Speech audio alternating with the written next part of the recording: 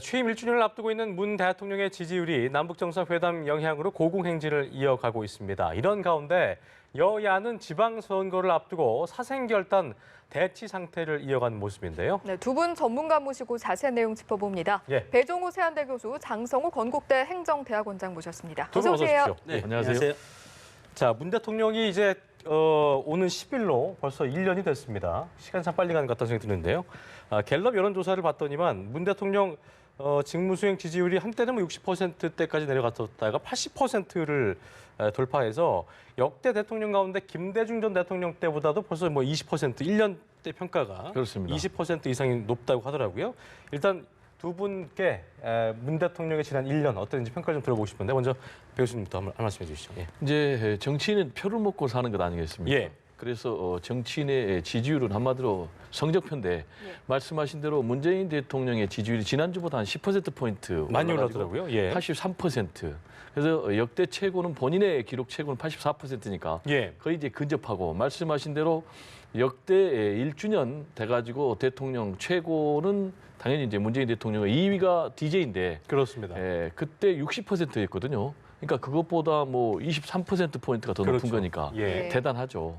그럼 이제 왜 이렇게 그럼 이제 고공행진을 하고 있느냐라는 것과 관련해서는 역시 이번에 4.27 남북정상회담 결과도 있었지만은 대북 정책 그리고 외교 이 부분에 대해서 이제 굉장히 큰 점수를 줬고요. 예. 제가 볼 때 여기에다가 플러스 취임 초기에 적폐청산 작업도 상당히 국민들의 지지를 받지 않았나 이렇게 생각이 됩니다. 예. 그렇지만은 아쉬운 부분으로는 어떤 부분이 꼽히냐면 인사 부분, 그리고 또 경제 부분, 그리고 교육 이 세 가지 분야가 꼽혔는데 그렇죠. 이 세 가지 분야는 50% 이상이 넘지는 못해서 앞으로도 좀 더 보완해야 된다라는 이제 필요성이 제기가 됐고요. 예. 저는 이제 여기에다 또 하나 좀 첨언을 하고 싶은 부분은 역시 앞으로 남북 관계를 힘있게 끌고 가기 위해서는 야당의 협조가 있어야 된다. 그래서 야당이 결국 이제 국정의 동반자 파트너니까 예. 야당의 협력을 끌어내서 초당적인 협력 분위기를 만드는 것이 앞으로 남은 과제가 아닌가 이렇게 네. 생각이 듭니다. 장 교수님도 배 교수님과 마찬가지로 좋은 부분은 비슷하게 말씀하실 것 같고 네. 아쉬웠던 부분과 앞으로 좀 필요할 것으로 사료되는 부분들 이런 것도 좀 듣고 싶네요. 예.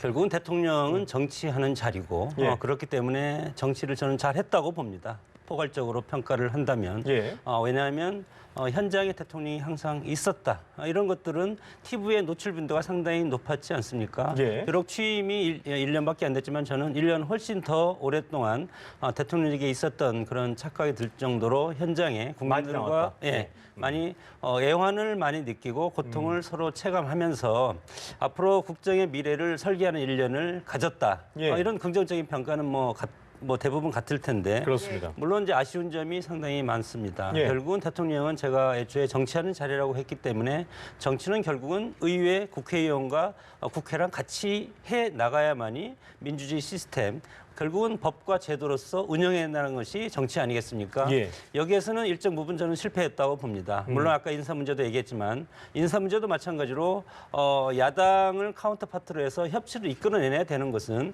인사 문제를 통해서 야당이 원하는 것을 사퇴시키려면 일정 부분 사퇴를 시켰어야 되는데 예. 스스로 사퇴시킨 것은 한 번도 없었다. 이런 것들이 상당히 야당과의 어떤 협치 관계를 형성하는 데 약간은 부족하지 않았나. 이런 예. 측면에서 지금 국회에서 1년이 됐지만 개혁 입법이 성안이 돼서 국회를 통과해서 지금 문재인 정부의 어떤 적폐청산 드라이브에 상징적인 입법화가 된 것이 없지 않습니까?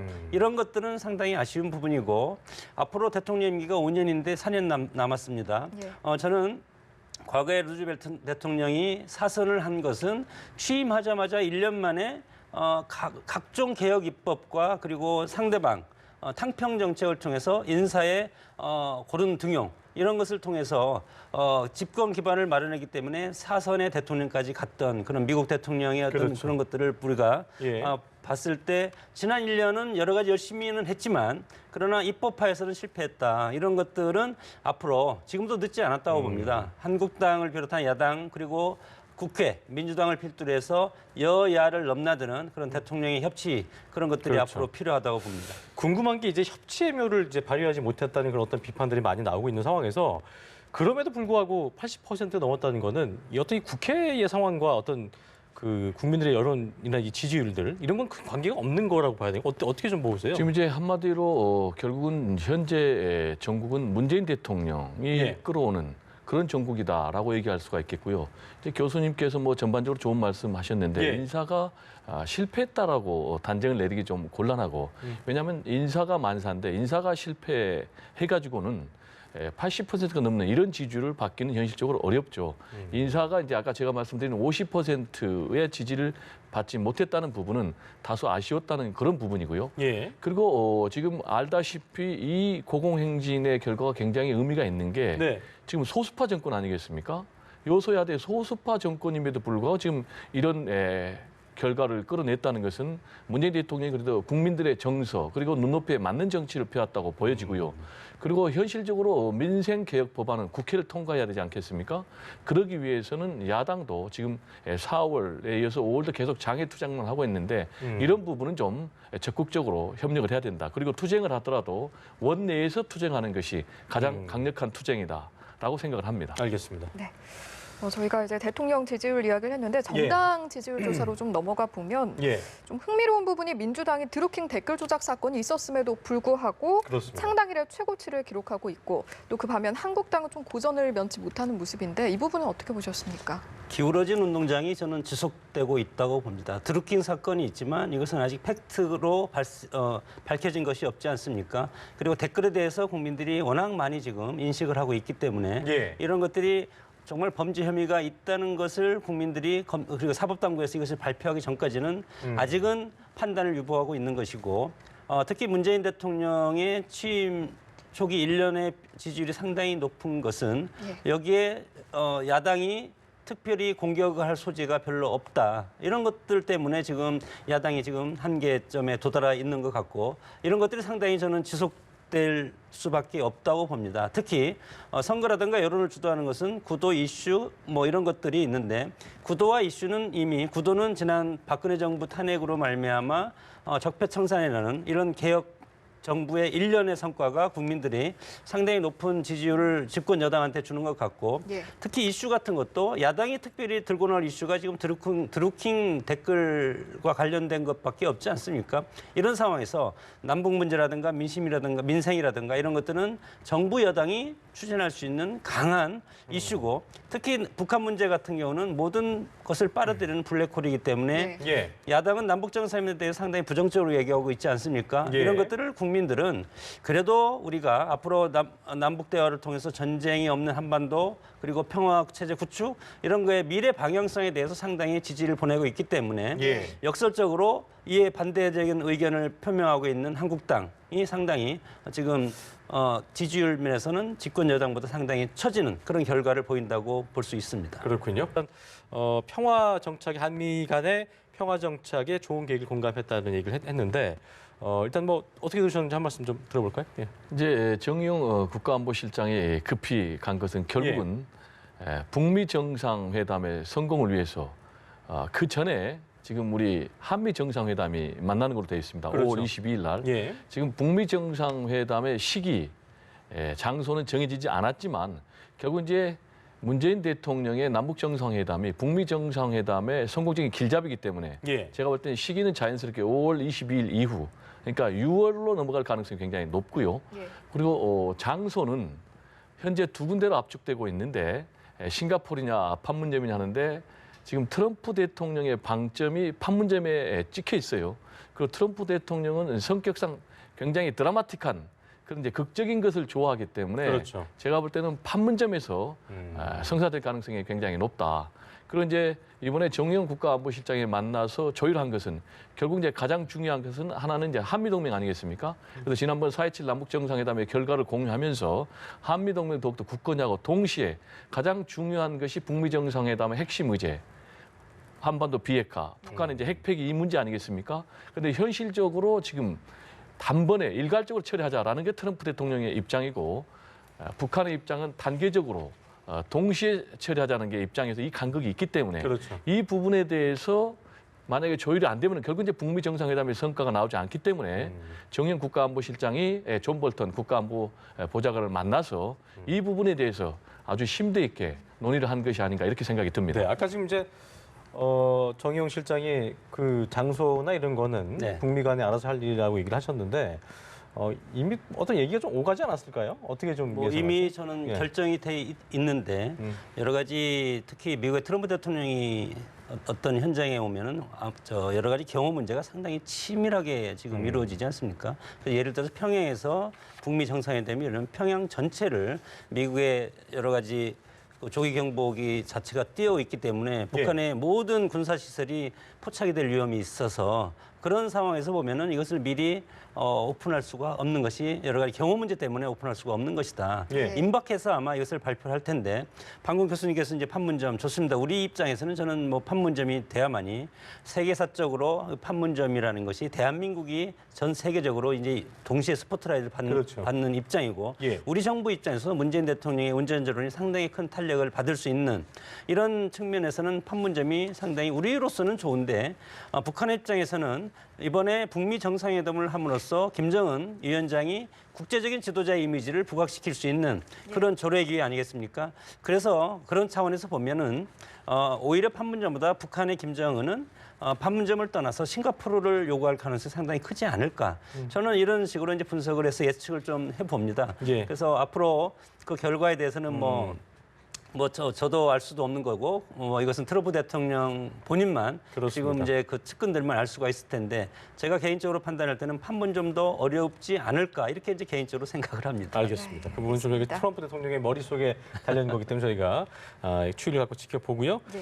다시 국내로 좀 와보겠습니다. 아까 저희가 지금 그 국내 정치 상황을 얘기했었는데 한국당이 이제 선거 앞두고 어떤 자중질환의 어떤 모습을 보이고 있는 상황이고 홍 대표와 이제 여러 주요 의원들이 선거기 전략을 전략이라고 표현하면 뭐하겠습니다만 선거기를 하고 있는 상황이어서 이런 상황이 결과적으로 한국당한테 어떤 실익으로 결과로 나올지가 좀 궁금해지는데요. 지금 그 상황 어떻게 좀 보시는지 좀 듣고 싶네요. 예. 제가 볼 때는 이제 홍준표 대표의 리더십이 한계에 봉착을 한 것 같아요. 저는 이제 홍준표 대표의 리더십이 한계에 봉착한 결정적인 이유는 예. 본인의 언행 아니겠습니까? 일반인들이 또 국민들이 동의하기 어려운 굉장히 품격 없는 막말에 가까운 그런 언행들이 국민들과의 괴리감을 만들었고 또 동시에 지금 이제 당내 중진들 그리고 특히 광역단체장 후보들까지 거부감을 갖고 있는 것 아닌가 이렇게 그렇습니다. 생각이 되고요. 예.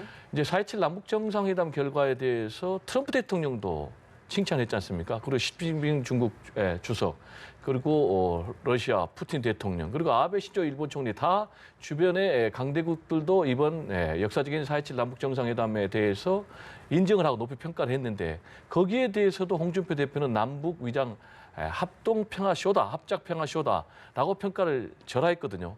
그래서 이제 심지어는 이제 당내 광역단체장 후보가 몰상식한 발언이다.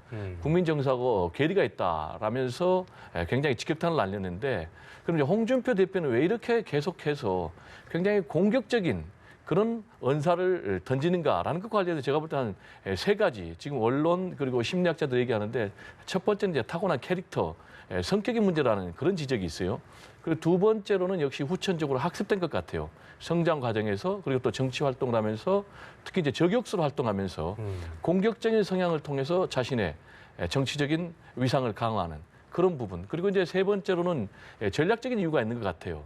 강하게 대립각을 세워가지고 보수표를 결집하겠다. 결집하겠다. 라는 이제 그런 전략적인 이 세 가지 의미가 담겨 있는 것 같은데 문제는 홍준표 대표의 이런 행보가 계속되면 계속될수록 보수표가 결집되는 것이 아니고 홍준표 대표 또 그리고 자유한국당이 고립되는 그런 결과를 낳고 있기 때문에 당내에서 심한 반발이 나오고 있는 것이 아닌가 이렇게 생각이 듭니다. 설상가상으로 지금 두 분도 들으셨겠습니다만 김성태 원내대표가 단식 투쟁을 벌이다가 오늘 한 남성으로부터 폭행을 당해서 지금 성모병원으로 이송돼 있는 상황인데요. 저희가 들어온 바에 따르면 나지원 기자의 기자 리포트에 따르면 자유한국당 지지자였다. 실망감에서 나온 행동이란 것으로 전해지고 있는 상황인 건데 이번 그 폭행 사건이 앞으로 어떻게 좀 또 선거를 앞두고 상황으로 전국에 미치는 영향이랄까요? 어떻게 좀 보시는지 좀 들어보고 싶습니다. 본인이 지금 이제 여의도 성모병원으로 후송을 된 상태인데 예. 폭행자 본인은 자유한국당 당원이다 이렇게 예. 얘기를 했다고 전에 들었는데 앞으로 이것은 뭐 구체적으로 경찰 조사를 해봐야 되지 않겠습니까? 지켜봐야겠죠. 예. 워낙 정치가 여야가 지금 극한 투쟁으로 지금 싸우고 있지 않습니까? 협치가 이루어지는 협치의 산물이 이루어지지 않고 대화 타입 아니고 극한적으로 지금 서로 여당과 야당이 양보 없는 그런 경쟁을 하고 있기 때문에 국민들이 이거에 대해서 상당히 비판적인 시각으로 보고 있는 징표라고 봅니다. 예. 물론 여기에서 오늘 김성태 원내대표가 순간적으로 해서 가격을 당해서 폭행을 당했지만 이것은 뭐 어차피 이 폭행을 한 사람을 경찰에서 조사를 해서 어느 당 당원인지 그리고 이분의 지금 신분은 무엇인지 이런 거를 밝힐 때까지는 우리가 이거에 대해서 자유한국당 당원이 자유한국당 정치를 못해서 김성태 원내대표가 단식하는 것을 싫어서 가서 폭행했다 이렇게 이제 단정적으로 얘기할 수는 없는 것이고 예. 그럼에도 불구하고 이런 면들을 볼 때 우리 정치가 국민의 수준을 뛰어넘지 못하고 국민이 원하는 정치를 하지 못하고 있는 그렇습니다. 그런 어떤 모습을 보는 것이 상당히 안타까운 것이고 예. 네. 민주주의 정치에서 폭력은 민주주의의 가장 큰 적입니다. 어떤 식으로든 정부의 권력에 의해서 폭력이라든가 인권 탄압이라든가 예. 그리고 어떤 시민들의 어떤 정치권을 향한 폭력이라든가 이런 것들은 오히려 폭력은 폭력을 낳고 그리고 민주주의 가치를 훼손하는 거기 때문에 어떤 식으로든 이것은 정당화될 수 없다고 봅니다. 그렇습니다. 네. 국민들이 어떤 그 정치 의식 수준이 촛불 집회를 계기로, 그러니까 말씀하신 대로 이런 어떤 뭐 드루킹 사건도 그렇고, 그러니까 확인되지 않은 것들의 이슈에 움직이지 않는다를 보여준 요즘이 아닌가 생각이 드는데요. 어떻게 좀 보시는지 한 말씀해 주시죠. 지금 이제 김성태 원내대표의 예. 단식 투쟁 그리고 거기에 대한 이제 폭행 사태 굉장히 유감인데요. 이게 자유한국당 당원이라고 지금 전해지고 있기 때문에 이게 그대로 맞다면은 굉장히 자유한국당으로서는 이제 악재죠. 그 얘기는 즉 당원들조차도 지금 이 등을 돌리고 김성태 있다는 원내대표의 단식 농성을 지지하지 않는다는 얘기 예. 아니겠습니까? 근데 이제 우리가 정치인의 단식 투쟁이라는 것은 최후의 선택입니다. 생명을 걸고 하는 것이기 때문에 다른 투쟁에 대안이 없을 때 마지막으로 뽑아드는 카드인데 지금 드루킹 특검을 가지고 단식 투쟁, 무기한 단식 투쟁에 들어갔거든요. 근데 과연 이게 명분상 맞는 건지라는 부분에 대해서 좀 의문을 제기하는 그런 여론적인 댓글도 많이 있거든요. 예. 참고로 지난번에 새누리당 이정현 대표가 정세균 국회의장의 개회사를 문제 삼아가지고 단식 농성에 들어갔다가 일주일 만에 본인이 스스로 철회한 실패한 단식 농성의 역사가 있거든요. 예. 그래서 지금 김성태 원내대표 입장에서는 굉장히 고륙지책의 카드를 뽑아든 건 사실이에요.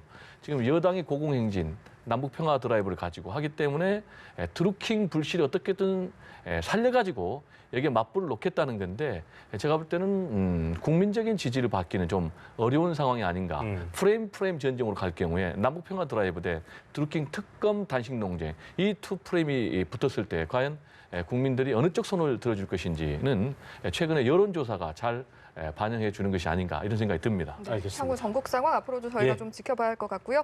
오늘 말씀 여기까지 듣겠습니다. 두 분 오늘 말씀 고맙습니다. 고맙습니다. 네, 감사합니다.